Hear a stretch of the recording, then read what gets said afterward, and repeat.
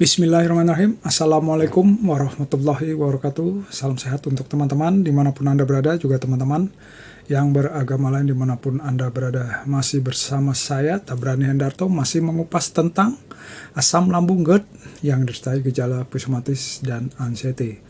Sebelum saya mulai, silakan di like, di komen, di subscribe, dan ditekan tombol loncengnya biar dapat notifikasi video-video dari saya. Silahkan berkomentar, menanyakan apapun tentang asam lambung GERD yang disertai gejala psikosomatis di kolom komentar. Insya Allah akan selalu saya jawab untuk teman-teman semua. Dan saya doakan kalian lebih baik setiap harinya, menemui apa yang kalian inginkan, sembuh, sehat kembali seperti sedia kala. Yang masih dan tetap setia menonton channel dari saya ucapkan banyak terima kasih. Semoga kalian lebih baik setiap harinya, dipahami, dipraktekkan, ya kan? Sekali lagi dipahami dan praktekkan, dan insya Allah apa yang kalian inginkan dapat tercapai lah ya, sembuh, sehat kembali seperti sedia kala. Nah, saya akan membahas tentang rasa tidak nyaman, terkejut di malam hari, ya kan? Rasa tidak nyaman, solusinya kenapa ada rasa tidak nyaman terbangun di malam hari dan membuat kita cemasnya datang dengan rasa-rasa yang tidak nyaman, sensasi dan gejala itu. Nah, itu pengalaman saya yang sudah hampir 4 tahun lebih mengalami asam lambung GERD, gejala psikosomatis dan anxiety. Ya, sekarang sudah alhamdulillah jauh sangat lebih baik, sudah bisa membantu kalian 1 tahun dulu. Mungkin udah hampir 3 tahun channel saya ini. Sepengalaman saya, rasa tidak nyaman pas tidur tahu-tahu terbangun di tengah malam, dan itu membuat rasanya tidak nyaman, cemasnya datang karena rasanya memang tidak nyaman. Seperti seperti rasanya tuh sensasinya datang gemetar, keringat dingin, terus agak ngawang-ngawang kelayangan seperti itu, dan terakhirnya rasa tidak nyaman itu mau pingsan, ya kan? Pandangan buram, kayak lampu 5 watt kerlap-kerlip seperti itu, tahu-tahu jangan-jangan mau pingsan ya. Yang terakhir pikiran kita jangan-jangan mau mati seperti itu. Jadi itu saya pernah berapa kali saya rasakan. Itu yang pertama kali ya, mungkin pas pertama-tama sakit, pas tidur, tahu-tahu di tengah malam terbangun rasa tidak nyaman itu, sampai teriak, istri saya keluar, saya tidur di kamar sendiri lagi itu karena saya nggak pakai AC lagi itu, karena kalau pakai AC kurang nyaman, saya tidur sendiri, istri di kamar anak perempuan. Nah, itu saya teriak kencang, minta tolong istri saya bangun.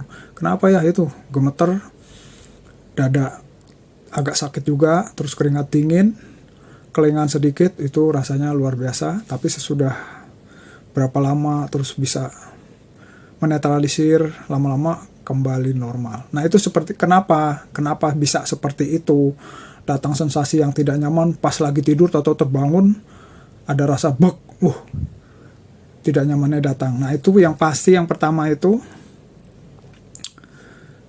makanan. Udah makanan yang pasti makan, kalian salah makan lah, udah pokoknya salah makan. Misalnya udah nyaman atau memang lambungnya belum sempurna, tahu makan sedikit, makan pantangan, ada yang langsung menimbulkan sensasi, ada yang beberapa jam kemudian, mungkin pas lagi tidur itu. Nah, itu asam lambungnya naik, ya kan, terus menuju ke atas, ke ulu hati, ke kerongkongan. Nah, itu membuat dada tertekan, kadang ya bikin jantung, dan akhirnya bikin keringat dingin, gemetar, rasa tidak nyaman, sedikit lemas, seperti itu. Itu yang pertamanya makanan. Yang kedua, mungkin sedikit aja itu mungkin dari stres, kurang tidur bisa, tapi yang pasti yang pertama itu makanan.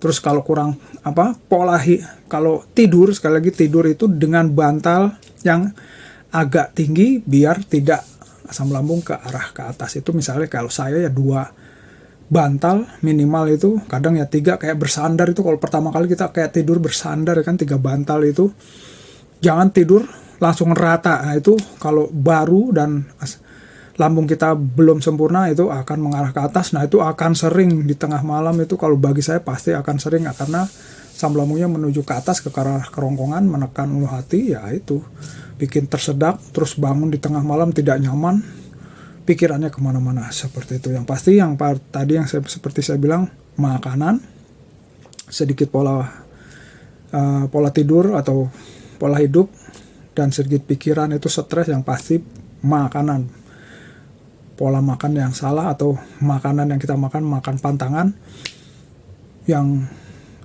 di lambung kita belum sempurna untuk memprosesnya seperti itu. Terus cara penanganannya kalau kita sudah seperti itu atau bangun, ya gampang aja, dalam arti gampang aja. Yang pasti jangan panik, dikontrol pikirannya, bawa tenang ya. Jangan pikirannya kemana-mana, jangan selalu overthinking, kecemasan yang negatif. Kita kontrol. Yang pasti kalau kita mengalami misalnya sudah sembuh pun, kalau kita sering makan pantangan yang keseringan pedas, keseringan lemak, itu akan timbul. Kalau bagi saya akan timbul juga, dulu juga pernah. Nah itu yang pertama, jangan panik, tenang aja, tenang, duduk manis, olah napas, diafragma.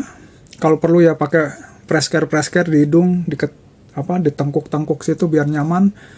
Olah napas diafragma, terus minum air hangat dulu. Minum air hangat seteguk demi seteguk. Karena asam lambungnya naik itu. Asam lambung naik, dikasih air hangat, pelan-pelan akan terkontrol ke bawah lagi. Rasa tidak nyaman ya, misalnya pusing kelengan di sini, dibalurin press-care atau minyak kayu putih. Minum air hangat, olah napas diafragma. Terus kalau memang perlu makan aja. Kalau misalnya ada lemas-lemas, sedikit pusing, makan. Makan nggak usah yang aneh-aneh. Kalau saya netral aja. Nasi putih cukup, misalnya kalau lagi kayak gitu dulu tuh nasi putih aja. Sedikit minum air hangat. Sedikit minum air hangat. Sedikit minum air hangat. Sembari santai gitu. Itu nggak lama, itu mungkin maksimal ya nggak sampai setengah jam, mau berapa menit gitu akan kembali normal. Sensasi dan gejala itu akan kembali normal. Nah, kalau udah kembali normal, misalnya tidur kembali, nggak usah berpikiran yang aneh-aneh kembali. Oh ya, tadi asam lambung saya naik, terus berpikir, oh tadi saya makan apa ya? Oh tadi saya dari pagi aktivitas terlalu capek ya? Oh tadi saya mikir terlalu berat ya? Seperti itu. Terus tidur, kalau bisa dengan bantal yang lebih tinggi, kita bersandar di tembok seperti itu. Terus paginya ya sudah, nggak usah traumatis di pikiran kita. Tadi pagi saya kambuh. Tadi pagi saya hampir mati mungkin. Mau pingsan nih, buram tadi malam. Nggak usah. Udah dipikir normal aja. Tadi pagi. Ya salah makan aja lah. Udahlah, sekarang aktivitas. Kalau memang belum mampu kayak seperti biasa, ya udah aktivitas setengahnya lah ya. Olahraga setengahnya, terus nyantai. Gak usah dipikirkan yang tadi malam, udah aktivitas, terus diolah pikiran kita, terus dibenarkan pola makannya. Kalau memang salah makan, tadi makan ini misalnya kulit, misalnya kayak seperti itu kan, itu susah diolah di tubuh, di lambung kita, memerlukan asam lambung, gasnya yang asam lambungnya harus banyak karena keras ya kan kulit itu, mungkin perlu banyak, makanya menimbulkan naik ke arah ke atas ke ulu hati atau ke kerongkongan kita, yang mengakibatkan tersedak, tidak nyaman pas terbangun di tengah malam itu, seperti itu. Jadi tenang, olah napas, dibalu-balulin press-care atau minyak kayu putih, ditengkuk di ujung hidung, olah napas diafragma, minum air hangat seteguk demi seteguk. Perlu makan ya sudah sedikit seperti itu. Terus kalau sudah nyaman, tidur dengan 3 bantal bersandar, dan pagi beraktivitas normal kembali, hilangkan pikiran yang negatif tentang kejadian semalam. Terus kita udah aktivitas seperlunya, semampunya, dan ya sudah normal, dibikin senormal mungkin, seperti itu kawan. Oke kawan, itu yang bisa saya share di siang hari ini. Selalu beristighfar, bersyukur, dan berdoa.